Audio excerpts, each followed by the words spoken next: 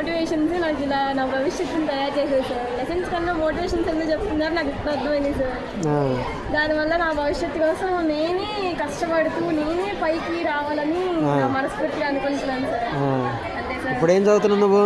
Inter first year sir. ఏం చదువుదాం అనుకుంటున్నావు? నెక్స్ట్ ఏం చేద్దాం అనుకుంటున్నావు?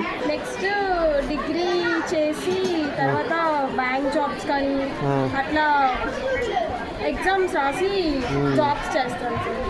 ఇంకా సాలరీస్ పెన్షన్ కోసం ఎగ్జామ్స్ రాస్తూ అట్లా ఎగ్జామ్స్ చేస్తూ జాబ్స్ చేసుకుంటూ ఇంకా లైఫ్ సెటిల్ చేసి మా మమ్మీ డాడీని బాగా చూసుకుంటూ జీవితం ఇంకా చాలా సార్. Very good. నిన్ను మోటివేట్ చేసింది ఎవరు?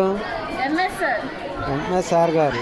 శ్రీనివాసరావు సార్, మా బయాలజీ సార్. ఏ స్కూలు? AKTP MCh school. నిజమేనా? కన్ఫర్మ్ పక్కాగా చెప్తా.